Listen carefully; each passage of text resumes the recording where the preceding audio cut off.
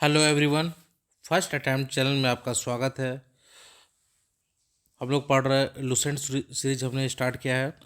और लुसेंट कोई भी एग्ज़ाम के लिए काफ़ी इम्पोर्टेंट है। लुसेंट आपके लिए, चाहे वह झारखंड के एग्ज़ाम दे रहे हो, झारखंड में कोई भी exam, one day exam, JPSC, Bihar के एग्ज़ाम, फिर यूपी के exam, UP PCS, BPSC, Bihar SSC, कोई भी एग्ज़ाम दे रहे हैं, इस एग्ज़ाम में लूसेंट का काफ़ी अहम रोल है। जहाँ भी जीएस के सवाल आते हैं वहाँ पे लूसेंट काफ़ी इम्पोर्टेंट हो जाता है। एक्चुअली हम लोग का ये माइंडसेट होता है कि लूसेंट का को क्या ही पढ़ना, लेकिन लूसेंट एक ऐसा बुक है और समय के साथ इसमें अपग्रेड किया जाता है, तो काफ़ी सारे सवाल आपको इससे देखने को मिलता है। तो मेरा यही कहना है, जो भी मेरा अनुभव है उसके आधार पर, कि ये बुक आपको याद होना ही चाहिए ना। लूसेंट आपको याद होना चाहिए। लूसेंट का पढ़ने का ट्रिक क्या होना चाहिए, कैसे इसको चीज़ें याद रखना चाहिए, कितने बार पढ़ना चाहिए, तो उस पर भी हम लोग धीरे धीरे बात करेंगे। तो कल एक पहला वीडियो आया था और आज से ये मेनली प्राचीन भारत से हम लोग स्टार्ट करेंगे और तोड़ तोड़ कर पढ़ेंगे। सिर्फ मेरा उद्देश्य ये नहीं है कि चीज़ों को, बुक में आपके पास बुक भी है तो वहाँ से भी आप पढ़ सकते हैं। फिर मुझसे जुड़ने का क्या मतलब है, जुड़ने का मतलब है कि चीज़ें आपको याद करवाना, कौन सा पार्ट ज़रूर से याद होना चाहिए, कौन सा पार्ट एग्ज़ाम में पूछा जाता है, वो पॉइंट आपको याद दिलवाना, यहीं पे याद दिलवाना। तो इसलिए अगर चैनल में जो नए हैं सब्सक्राइब जरूर कर दे और अच्छा लगा तो लाइक ज़रूर करें, ठीक है। तो चलिए, एक है जेपीएससी के लिए, जो 14 जेपीएससी की तैयारी करना चाहते हैं उन लोग के लिए मेंटरशिप पॉलिटी से स्टार्ट हो रहा है। आप चाहे तो ज्वाइन कर सकते हैं, इस नंबर पे कांटेक्ट कर सकते हैं। मैंने ऑलरेडी 2 बार इंटरव्यू दिया हूँ और इस बार भी मेंस दिया हूँ, ठीक है। तो चलिए हम लोग काम के पर आते हैं और हम लोग पढ़ेंगे प्राचीन भारतीय इतिहास के स्रोत के बारे में पढ़ेंगे। समझिए कि आखिर क्या ज़रूरत है, इतिहास का जो भी स्रोत है क्यों जानना जरूरी है, आखिर क्या आवश्यकता पड़ी, हम लोग इसके बारे में समझेंगे। तो कोई भी चीज़ जानकारी के लिए आपके पास कुछ पुख्ता सबूत होना चाहिए, है ना। तो वो कहाँ से पता चला, अगर प्राचीन हम लोग इतिहास की बात करते हैं तो प्राचीन इतिहास के बारे में, अशोक के बारे में और भी कई पुरातत्व के बारे में, बहुत सारे इतिहासकारों के बारे में ये पता कहाँ से चलता है, ठीक है।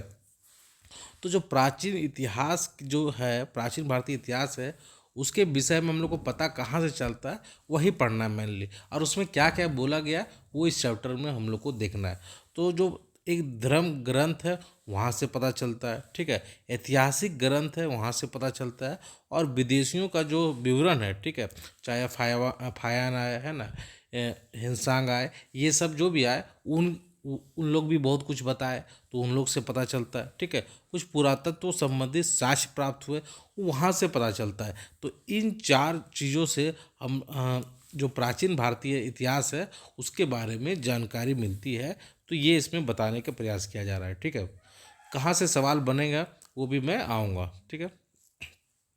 अब देखिए, धर्म ग्रंथ, ठीक है, एवं ऐतिहासिक ग्रंथ से मिलने वाली महत्वपूर्ण जानकारी, क्या ऐसा जानकारी मिला ये हम लोग समझेंगे। देखिए, भारत का सर्व प्राचीन जो धर्म ग्रंथ है वेद है, ठीक है, जिसके संकलनकर्ता कौन है, महर्षि कृष्ण द्वैपायन वेदव्यास के नाम से, इनको वेदव्यास भी कहा जाता है, शॉर्ट में वेदव्यास को माना जाता है, ठीक है। तो एक तो पॉइंट आपको ये याद रखना है, ठीक है। वेद में वसुदेव कुटुम्बकम क्या उपदेश देता है। अब इसका मतलब क्या होता है ना, वसुदेव कुटुम्बकम का मतलब होता है कि आप ऐसे समझ सकते हैं कि संपूर्ण विश्व एक ही परिवार है, ठीक है, संपूर्ण विश्व, वर्ल्ड, है ना, एक ही परिवार है ना। इसको इस तरीके से हम लोग समझ सकते हैं। तो ये वेद का उपदेश माना था, वेद में इस बात को जोड़ दिया गया। और भारतीय संस्कृति का अगर बात करें तो इसी पर हमारा आधार टिका हुआ है ना, ये चीज़ ध्यान में रखना है, ठीक है। मुझे कमेंट बॉक्स में बताइएगा कि इसे कहाँ से लिया गया, ठीक है। अब देखिए, भारतीय परंपरा वेदों को नित्य और अपरोक्ष मानती है। वेद मेनली 4 प्रकार होते हैं। वेद कितने प्रकार है, मेनली क्या, वेद 4 है, ठीक है, ये याद रखना है। ये बेसिक फैक्ट पे अभी हम लोग चल रहे हैं। वेद कितना है, 4 है। देखिए, सवाल कहाँ से पूछा जाएगा वो भी मैं बताऊंगा, ठीक है।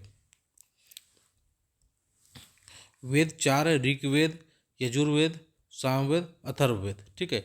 इन चारों वेदों को संहिता कहा जाता है। तो एक क्वेश्चन आपसे पूछा जा सकता है कि संहिता किसे कहा जाता है, तो जो 4 वेद है उसी को संहिता कहा जाता है। अब हम लोग पढ़ेंगे ऋग्वेद। कई बार आपको इस टॉपिक पे ऋग्वेद से क्वेश्चन देखने को मिलता है कि ऋग्वेद के बारे में पूछा जाता है।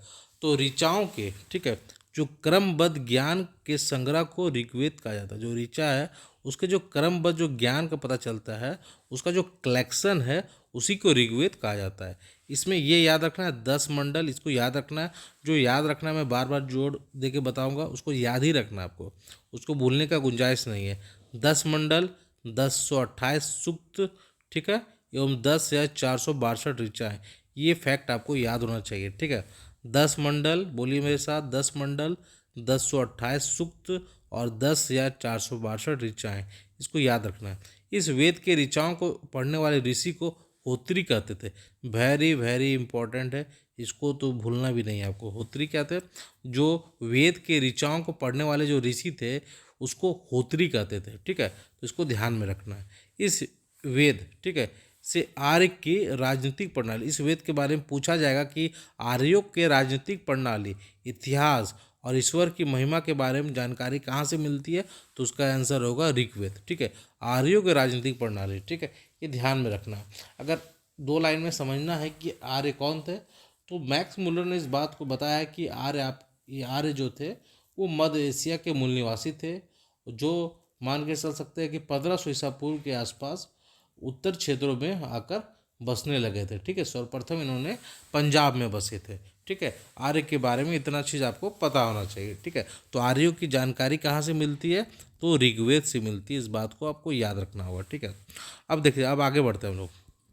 विश्वामित्र द्वारा रचित ऋग्वेद के 3रे मंडल में सूर्य देवता सावित्री को समर्पित प्रसिद्ध गायत्री मंत्र, वेरी वेरी इंपॉर्टेंट है। पूछा जाएगा सवाल कि जो आप इसका शॉर्ट नोट्स भी बना सकते हैं एकदम शॉर्ट में। जो मैं की पॉइंट बोल रहा हूँ, जो मैं बार बार रिपीट कर रहा हूँ, उसको आपको याद रखना ही रखना है। गायत्री मंत्र का उल्लेख बस इतना याद रखना है कि ऋग्वेद के 3रे मंडल में, बस इतना जरूर याद रखना है, ठीक है। सूर्य देवता सावित्री को समर्पित है, ठीक है, गायत्री मंत्र। तो कौन सा मंडल में, 3रा मंडल में। इस फैक्ट को आपको पता होना चाहिए। और 9वां मंडल में क्या है, 9वां मंडल में देवता सोम का उल्लेख है, ठीक है। 9वां मंडल में देवता सोम का उल्लेख है, ये पता होना चाहिए। 8वें मंडल की हस्तलिखित ऋचाओं को खील कहा गया। अब खील क्या है, एक नया फैक्ट है। तो जो 8वां मंडल है, टोटल 10 मंडल है, उसमें जो 8वां मंडल है उसमें जो हस्तलिखित, हाथों से जो लिखित ऋचाएँ हैं, ठीक है, उसको क्या कहा गया, खील कहा गया, ठीक है। इस बात को याद रखना है। मेरा उद्देश्य है कि इस तरीके से पढ़ाना, कम से कम लूसेंट में जो फैक्ट है वो आपको याद हो जाए, अच्छे तरीके से याद हो जाए। तो मैं बहुत स्लो चलूँगा और समझाते हुए चलूँगा और रटवाते हुए चलूँगा। अच्छा लगा तो उसको सब्सक्राइब जरूर कीजिएगा चैनल को, ठीक है। लगातार वीडियो आपको देखने को मिलेगा। देखिए, ऋग्वेद का सबसे बड़ा कौन सा मंडल है, 10वां मंडल। एक फैक्ट ये पता चल गया, ठीक है। सबसे बड़ा कौन सा, 10वां मंडल। इसमें क्या है, इसमें आपका नदी स्तुति है, ठीक है, पुरुष सूक्त है और नासदीय सूक्त है, ठीक है, सूर्य सूक्त है, ये सब है इसमें, ठीक है, आदि सम्मिलित है। तो ये याद रखना है कि इतना कम से कम जरूर याद रखना है कि जो सबसे बड़ा है वो 10वां मंडल है। ये फैक्ट तो जरूर याद रखना है आपको, ठीक है। आगे बढ़ते हैं। चातुर्वर्ण वर्ण समाज की कल्पना आदि स्रोत पुरुष सूक्त में, ठीक है। जो ये समाज है ना, ये चार चार भागों में समाज का जो विस्तार है, फैला हुआ है, वो कहाँ पे है, तो उसमें कहाँ पे उल्लेख है, तो पुरुष सूक्त में है। ये पॉइंट भी आपको याद रखना है, ठीक है। जो चारों वर्ण समाज जो बटा हुआ है वो कहाँ पे उल्लेख है, तो पुरुष सूक्त में है। ये फैक्ट आपको जरूर ध्यान में रखना है। जिसके अनुसार देखिए लिखा हुआ है 4 वर्ण, कौन कौन, ब्राह्मण, क्षत्रिय, वैश्य और शूद्र आदि पुरुष ब्राह्मण के क्रमशः ये बताया गया है कि मुख से जन्मे, भुजाओं से जन्मे, जंघाओं से जन्मे और चरणों से उत्पन्न हुए। ये कहा जाता है, ऐसा मान्यता है, लेकिन ऐसा कुछ नहीं है। लेकिन हाँ, ठीक है, वेद में ये माना गया है, ठीक है। बस आपको याद रखना है कि जो 4 वर्णों जो के बारे में बताया गया है वो कौन सा सूक्त में बताया गया, तो याद रखना है आपको पुरुष सूक्त के बारे में, ठीक है। पुरुष पुरुष सूक्त के बारे में उल्लेख है, ठीक है। ये पॉइंट याद रखना है। मुझे लग रहा है आप लोगों को समझ में आ रहा होगा जो मैं बताना चाह रहा हूँ। देखिए, जो धर्म सूत्र 4 प्रमुख जातियों की स्थिति, जो धर्म सूत्र है, ठीक है, ये क्या करते हैं, 4 प्रमुख जातियों की स्थिति, व्यवसाय, दायित्व, कर्तव्य और विशेषाधिकार में स्पष्ट विभेद करता है। कौन करता है, तो धर्मसूत्र करता है। ये याद रखिए, जो 4 जाति है, जो 4 प्रमुख जातियां हैं, ठीक है, उसकी क्या स्थितियां हैं, क्या व्यवसाय करते हैं, उनका दायित्व क्या है, उनका कर्तव्य क्या है, उनका जो विशेषाधिकार क्या है, इसको स्पष्ट विभेद करते हैं, मतलब अंतर करते हैं। तो कहाँ पे लिखा हुआ उल्लेख, कहाँ पे पता चलता है ऐसा, तो धर्मसूत्र से ये बात को पता चलता है। तो ये फैक्ट भी आपको ध्यान में रखना है, नोट करके लिखा हुआ इंपॉर्टेंट है, ठीक है। ठीक है, एक अगन्य होता है। अगन्य क्या हो गया, देखिए, जिसका वध नहीं किया जाता है, ठीक है। शब्द का संबंध गाय से, वेरी वेरी इंपॉर्टेंट। अगन्य किसको कहा गया, अगन्य गाय को कहा गया। क्यों कहा गया, इसका मतलब क्या हुआ, जिसका वध नहीं किया जा सकता है। तो ऋग्वेद में काफ़ी महत्वपूर्ण स्थिति थी गाय की, पशु का, है ना, गाय के खास करके, तो इसको अगन्य कहा गया, मतलब ये माना गया कि इसका वध नहीं करना है, ठीक है। ऋग्वेद में ब्रह्मा का उल्लेख तो है, किंतु आत्मा का नहीं। ये फैक्ट भी याद रखिएगा, कभी सवाल आपको देखने को मिलेगा, पूछा जाएगा क्या ऋग्वेद में ब्रह्मा का उल्लेख है, हाँ है। क्या ऋग्वेद में आत्मा का उल्लेख है, तो नहीं, आत्मा का उल्लेख ऋग्वेद में नहीं है। ये डायरेक्ट क्लियर है, ठीक है। ईसा पूर्व एवं ईस्वी, ठीक है।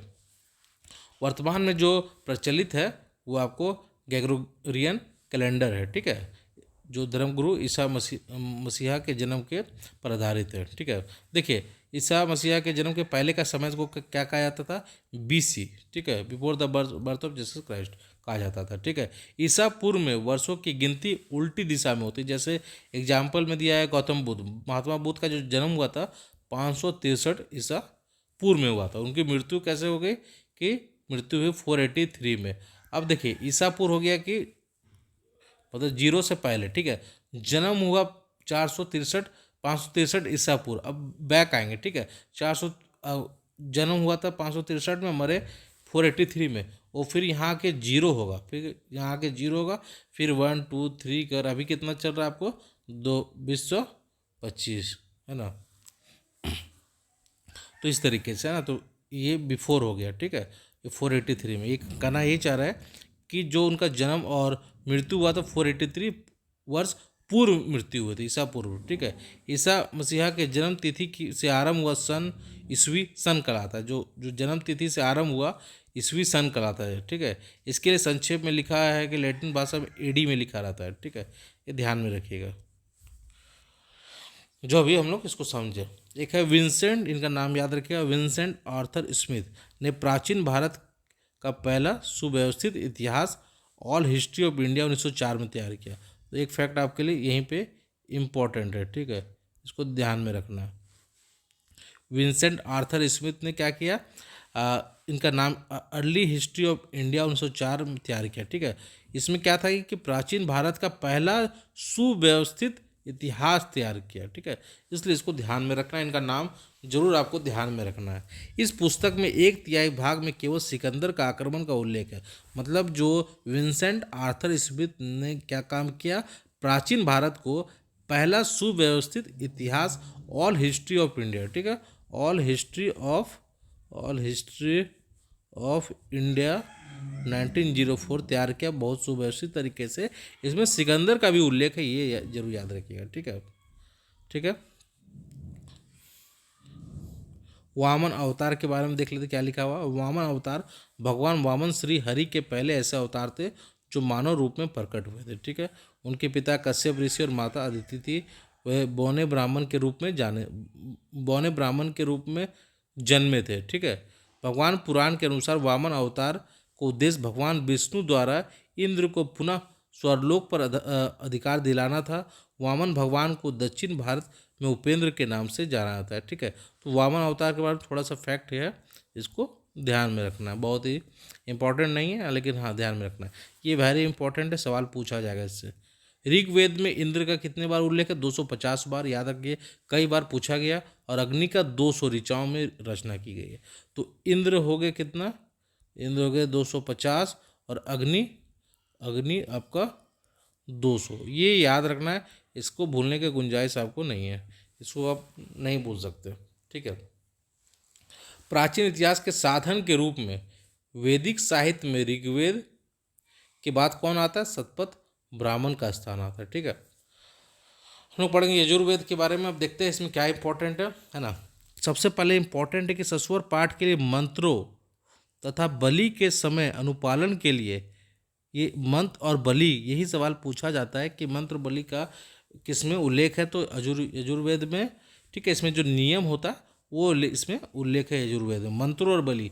तो कीवर्ड क्या हो गया, मंत्र और बलि। ये फैक्ट याद रखना, यजुर्वेद में मंत्र और बलि के जो समय अनुपालन के लिए जो नियम का संकलन किया गया वो आपको यजुर्वेद में किया गया। ठीक है, इसके जो पाठ करता है उसको क्या बोलते हैं, अग्रवयु बोलते हैं। ठीक है, याद रखना, अग्रवयु। ठीक है, यजुर्वेद में यज्ञों के नियम, ठीक है, जो यज्ञ होता है उसके नियम, ऐसे भी याद रखो, यश यजुर्वेद, यश यज्ञ है ना। ठीक है, के नियम और विधि विधान का संकलन मिलता है। ठीक है, इसमें यज्ञ किस प्रकार से करना है, क्या उसका विधि विधान होगा, उसका उल्लेख है। मंत्र और बलि का समय अनुपालन के लिए जो नियम है उसका उल्लेख है। इसके पाठनकर्ता कौन, पाठकर्ता कौन है वो बता दिए। ठीक है, इसमें बलिदान विधि का भी वर्णन है। तो क्या क्या कीवर्ड हो गया, एक मंत्र हो गया।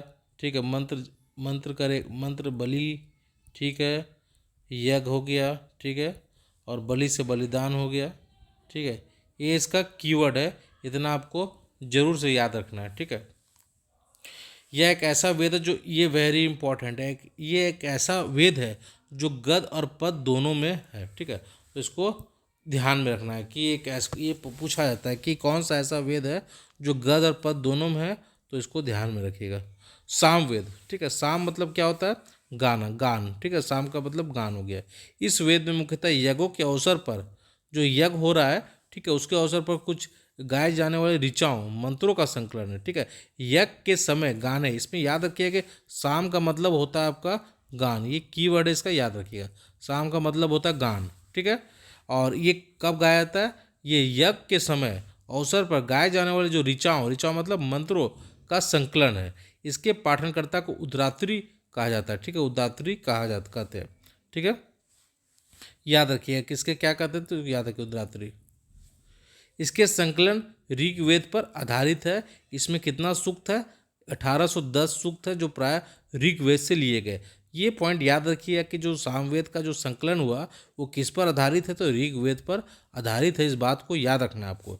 इसे भारतीय संगीत का जनक भी कहा जाता है। कई बार सवाल देखने को मिलेगा कि किस वेद में भारतीय संगीत को का जनक माना जाता है, इस प्रकार से सवाल रहा, तो उसका आंसर क्या हुआ, सामवेद, क्योंकि साम का मतलब ही होता है गान। ठीक है, तो जो यज्ञ होता है, यज्ञों के अवसर पर जो गाए जाने वाले जो ऋचाओं है या फिर मंत्रों है, उसका ये संकलन है। ठीक है ना। ये किस पे आधारित है, तो ये ऋग्वेद पर आधारित है। ठीक है, यजुर्वेद तथा सामवेद में किसी भी विशिष्ट ऐतिहासिक घटना का वर्णन नहीं मिलता है।